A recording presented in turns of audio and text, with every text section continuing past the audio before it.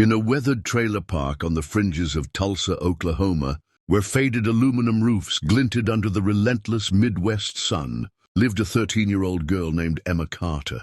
Each dawn, Emma rose at 4:30 a.m., not to scroll through social media or try on new clothes like her peers, but to assist her mother, Grace, at a small diner where they both worked early shifts. Grace, a wiry woman with calloused hands and a warm smile, often said, "Kindness costs nothing, but it's worth everything." Emma wasn't popular at school. Her thrift store jeans and scuffed sneakers made her a target for whispers at Lincoln Middle School. In class, she kept to the back, her hazel eyes quiet but brimming with unspoken dreams, as if she carried melodies only she could hear. Before we dive deeper into Emma's remarkable path, if you believe that true value lies not in wealth or appearance, but in heart and grit, please give this story a thumbs up and follow along. Let's spread inspiring tales like Emma's to the world. Now let's return to her journey, where unexpected moments await. One crisp Tuesday, the school's intercom buzzed with the principal's voice. "Welcome to our annual talent showcase. Sign up by Friday outside the main office to perform." The classroom erupted with chatter. Kids bragged about their dance routines or guitar solos. Emma stayed silent, doodling in her notebook. That evening, after scrubbing greasy plates at the diner and listening to her mom hum an old folk tune from a crackling radio, Emma scribbled her name on a scrap of paper. "I'll sing your song, Mom," she whispered. Thinking of Wildwood Flower, the lullaby Grace sang when Emma was feverish as a child. The next morning, she hesitated by the school's bulletin board, her heart pounding. The sign-up sheet was nearly full. With a shaky breath, she added her name at the bottom, Emma Carter singing. Within an hour, snickers rippled through the halls. "Emma's singing? What, through a tin can?" One kid jeered. Emma overheard but didn't flinch. She clutched her tattered notebook, where she'd carefully written the song's lyrics in her looping scrawl, and walked away. That night, alone in her cramped bedroom, she practiced, her voice soft but clear, like a breeze over an open field. Grace peeked in, her face tired but tender. "I wanted to sing once," she said, sitting on the edge of Emma's bed. "But life got in the way when your grandpa fell ill. I chose family over dreams, and I'd do it again. But seeing you up there, that'd be my dream come true." Emma's eyes welled up. "Will you be there, Mom?" Grace squeezed her hand. "Even if I have to run the whole way." On rehearsal day, Emma was the final act. The choir teacher, Ms. Harper, asked, "Got a backing track?" Emma shook her head. "I'll sing a cappella." A few kids rolled their eyes. But when Emma stepped forward and began, I will mingle my raven black hair," the room stilled. Her voice, untrained but pure, wove through the air like a delicate thread. Ms. Harper's pen froze mid-note. A janitor passing by paused, leaning against his broom. When Emma finished, the silence lingered, not out of disdain, but awe. No one clapped.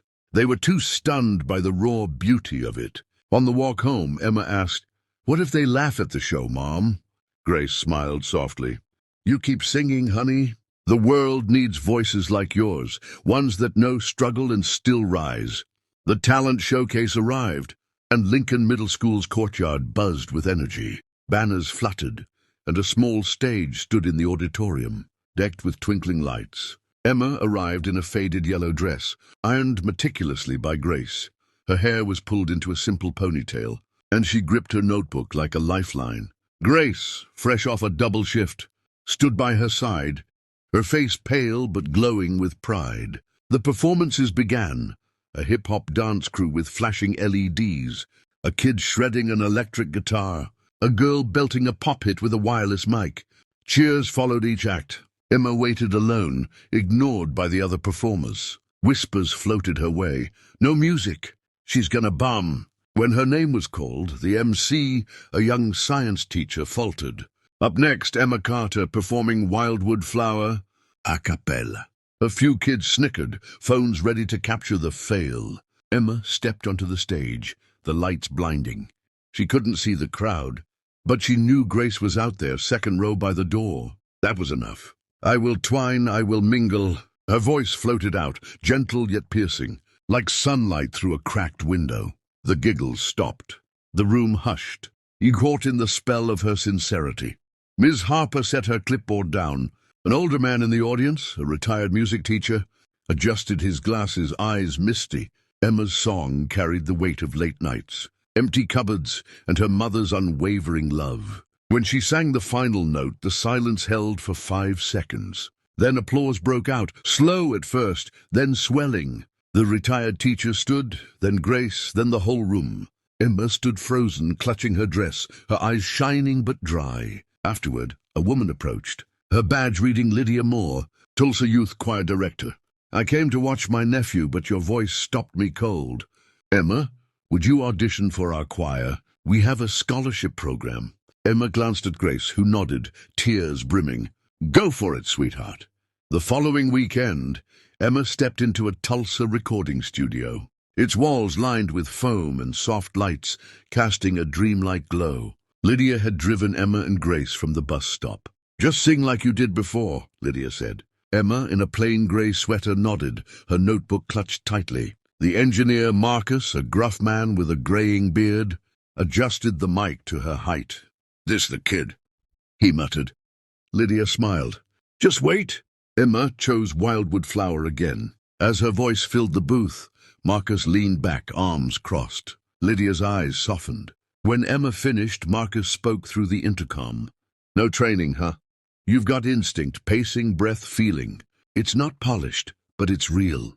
Lydia added, "That song's ancient. Emma, your mom taught you something timeless." That evening, Lydia sent the recording to the Oklahoma Arts Academy, where she was a guest instructor. Their scholarship program selected only 3 students annually.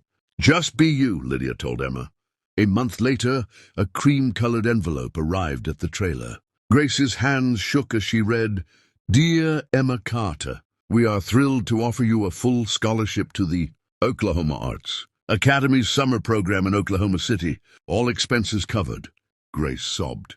Emma whispered, "Mom, I did it." In June, Oklahoma City shimmered under a wide blue sky. The Arts Academy's campus, with its ivy-covered stone buildings, felt like a different planet to Emma. Her classmates, hailing from Chicago, Miami, and Seattle, carried sleek instrument cases and spoke of private lessons. Emma, with her worn suitcase and lyric notebook, felt small. At orientation, Lydia stood at a podium. "We don't chase perfection here. We chase stories told through music." But the workshops tested Emma. Music theory was a maze of unfamiliar terms, and her lack of formal training drew raised eyebrows. "You don't know your vocal range?" a boy from Dallas asked. Emma shrugged. "I just sing."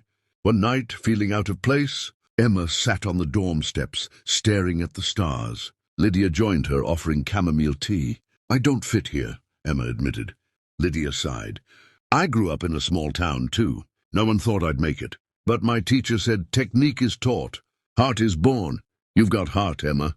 Inspired, Emma chose "This Land Is Your Land" for her final solo, a song Grace sang during long diner shifts. At rehearsal, her simple, soulful delivery silenced the room. Even the Dallas boy, usually smug, listened intently.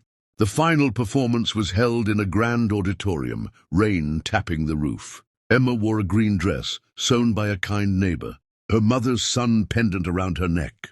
Grace sat in the 5th row, her hands clasped around a homemade bookmark with Emma's name. The show dazzled with operatic arias and jazz solos. Then Emma's name was called. Murmurs rippled, another folk song. She stepped up, lights blinding, and sang, "This land is your land, this land is my land." Her voice, raw and honest, wove stories of dusty trails and shared dreams. The crowd stilled. A parent dabbed their eyes. Lydia smiled proudly. When Emma finished, Grace stood first, hands over her heart. The applause roared, and the whole room rose. The next day, over pancakes at a local diner, Lydia handed Emma an envelope. "The Academy wants you for their year-round program." "Full ride," Grace cried silently. Emma asked, "Can Mom come?" Lydia laughed. "She's why you sing like that. We'd love her nearby." Years later, in a TV interview, a host asked Emma Carter, now a celebrated folk artist, "What changed everything?" Emma smiled. "When my mom stood for me in that auditorium, she saw me when no one else did. That was enough." If Emma's story moved you, share your thoughts below. Like and follow to keep these stories alive. Until the next journey.